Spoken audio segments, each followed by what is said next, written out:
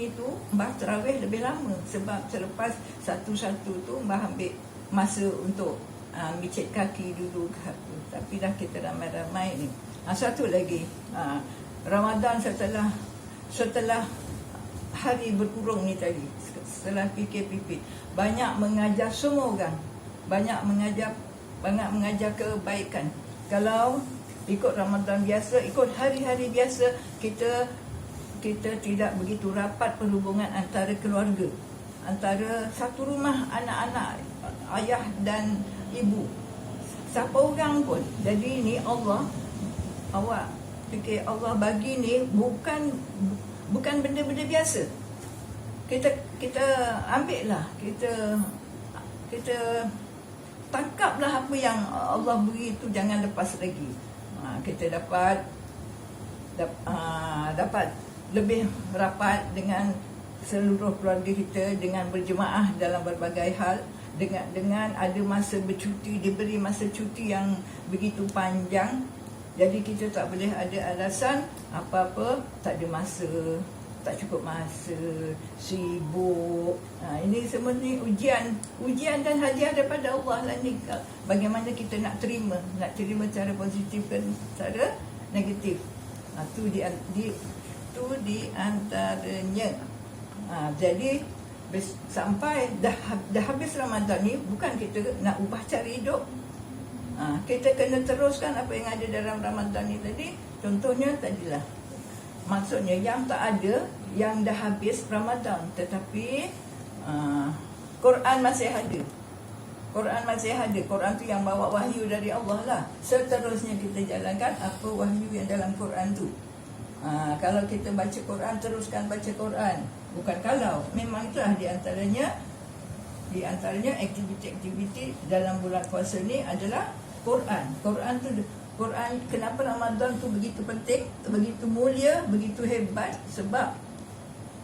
Sebab Ramadan tu sendiri sudah hebat, dan Allah turunkan pula Quran pada bulan Ramadan. Tambahlah hebatnya Ramadan tu sebab peristiwa turunnya Quran tu.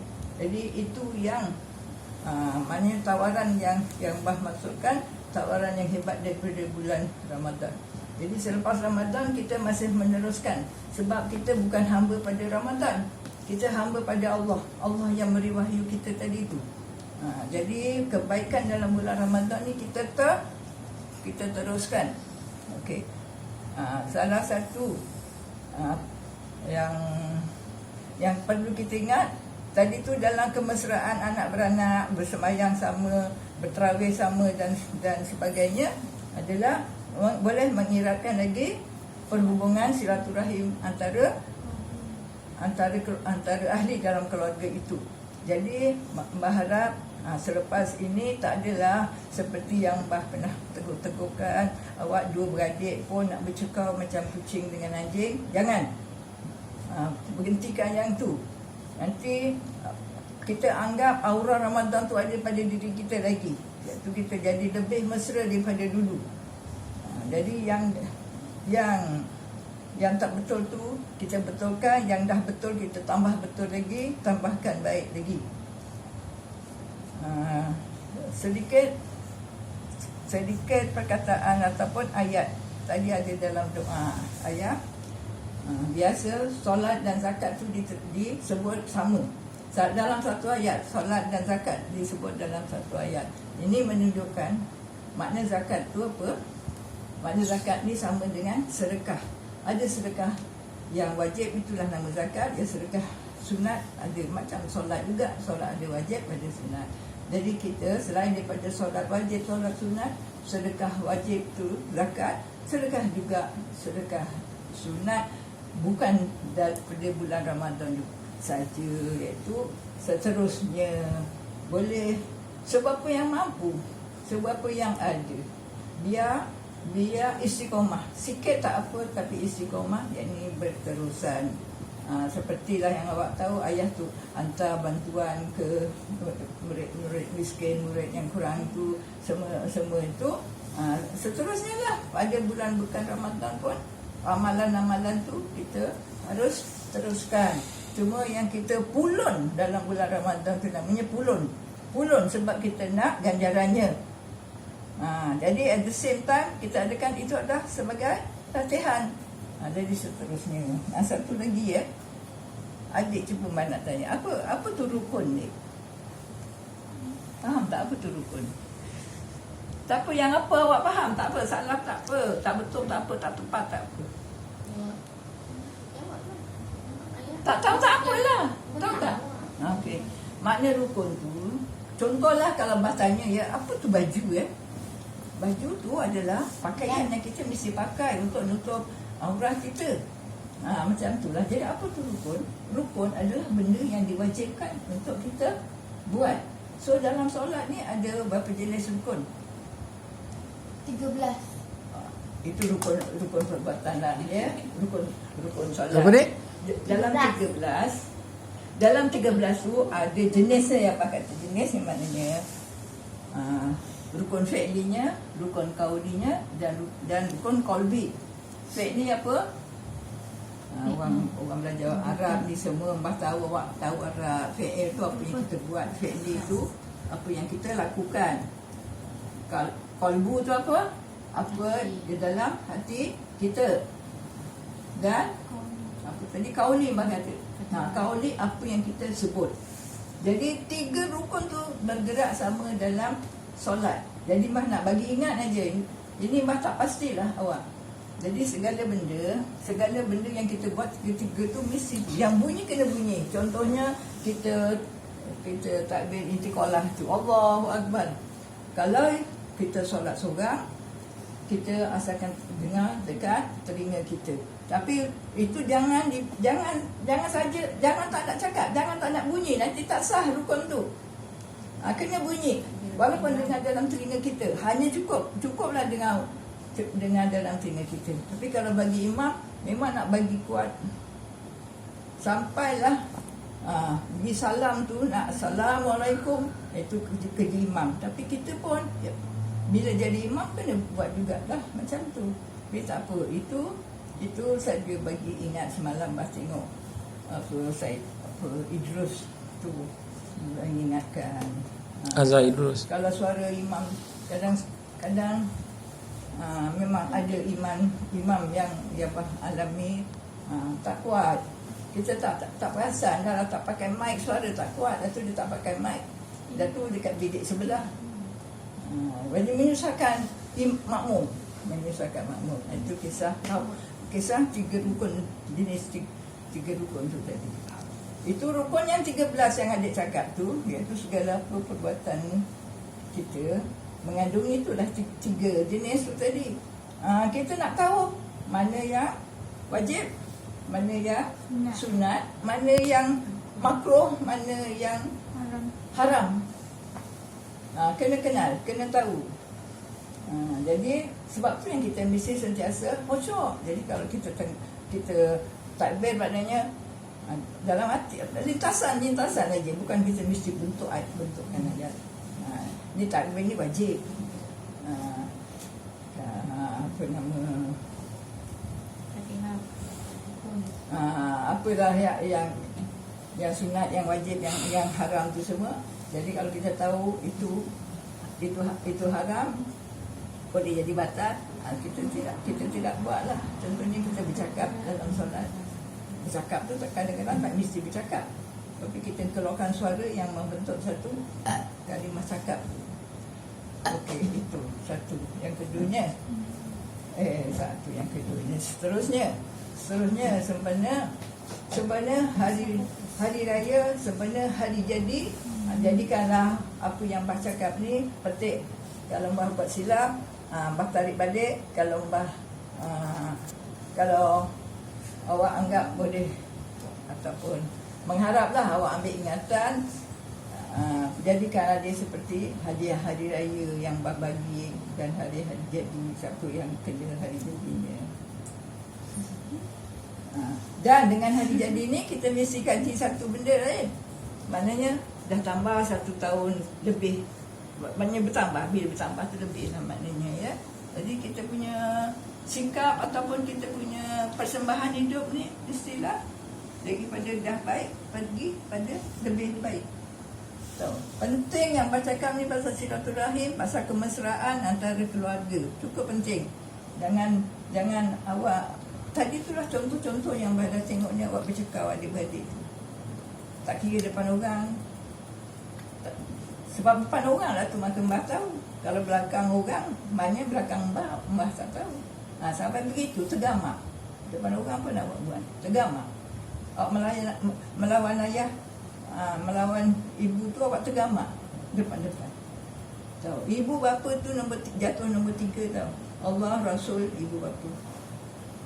Kuatnya Allah tentukan hukum pada ibu bapa. Jadi Allah yang Maha Pengasih, Maha Penyayang ni bagi kita panduan dalam Quran tu. Cukup. Satu pengumuman daripada Quran Time tu, dia akan sambung selepas puasa ni, dia akan sambung terus akan khatamkan tadabbur tu daripada mula. Jadi orangnya mungkin berganti, tapi waktunya sama. Dan kalau seperti biasa ni akan makan masa 600-an hari. Dijangka slot Dia roughly lah 600 hari. Kalau setahun kan 360. Jadi mungkin makan 2 tahun. 2 tahun lebih lah. Mungkin makan 2 tahun lebih. Itu sangat Mbah alu-alukan lah. Kalau sepanjang mana umur Mbah gitu. Waktunya insyaAllah sama. Hari dan masanya hari-hari juga. Itu kalau tu Mbah kata duduklah tengok. Nanti awak akan tahu. Sebab mujizat Quran tu hebat. Mendengar pun dah dapat input. Mendengar, duduk, beri perhatian. Dia tak tahan banyak, sikit-sikit, lama-lama jadi bukit. Gitu. Jangan buat tak tahu tapi awak buat kerja lain.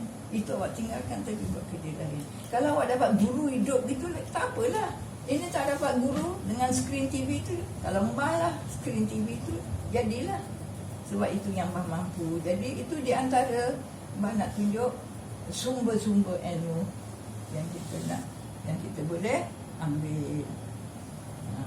Dan sekarang ni tak apa, Mbah nak beri peluang ayah awak, ibu awak dan anak-anak ni pun, apa awak nak luahkan, cuba luahkan hari ini.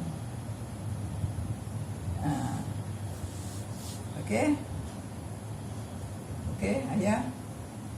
tak ada. Mbah akhiri cakap Mbah dululah. Mbah minta maaf banyak-banyak.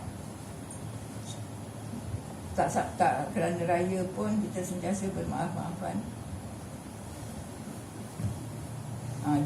Mendoakan semoga kita semua akan sampai ke destinasi yang sebenarnya. Matlamat kita adalah matlamat kita. Matlamat hidup ni nak ke mana akhirnya? Akhirat tu Allah. Akhirat kat mana? Syurga. Cakap.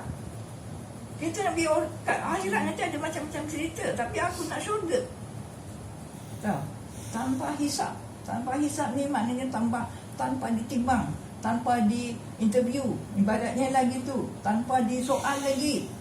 Sebab tahu satu hari dalam neraka, kat sini 1000 tahun gitu lebih kurang. Bukan neraka dia, maknanya satu hari di akhirat tu sama dengan 1000 tahun di dunia. Allah tak susah, dia buat sekejap aja. Tapi kita merasai lama. Pada Allah tu sekejap, dia celup dulu dalam neraka mungkin. Tak mau, walaupun akhirnya nanti awak akan, kalau dalam buat akan tak apa, orang Islam mesti akhirnya masuk syurga juga. Tak nak yang kita bukan maksudnya. Memang kita nak bergantung harap bahawa kita akan dapat masuk ke syurga. Jadi salah satu jalan ke syurga yang paling senang adalah tadi tu, di antaranya taat ibu bapa. Senang. Tahu, kalau awak pancing awak nak solat, sakit pun kena solat, kena puasa, kena apa-apa, tapi taat ibu bapa pada Mbah senang. Cuma apa? Di antaranya kasihkan dia, sayangi dia, hormati dia. Sebab Abah nak kata lagi, ibu bapa sebenarnya dengan anak dia tak ada salah, dia tak ada dosa. Ya, ibu bapa yang yang tidak jalankan tanggungjawab ataupun amanah, sebab amanah tu dari siapa? Dari Allah. Bukan anak yang kasih mak bapak amanah, tidak, Allah yang bagi amanah. Jadi mereka ni termasuk embal lah. Semua orang akan jadi ibu atau bapa, insya-Allah. Semua. Apa nama? Berdosa dengan Allah. Anak kena taat, kena hormat, kena jaga kebajikan mak bapak sampailah ke tua. Sekiranya jumpa umur tua tanpa syarat.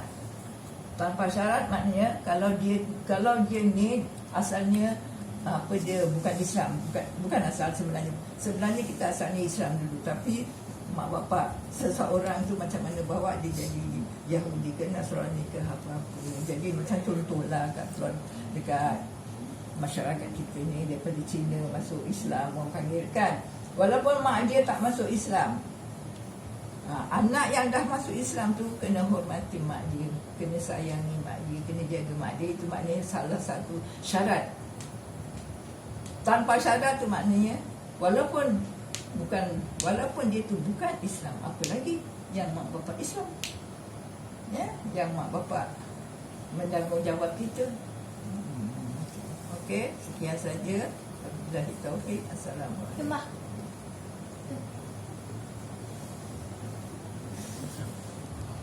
Waalaikumsalam warahmatullahi wabarakatuh. Terima kasih Mbak.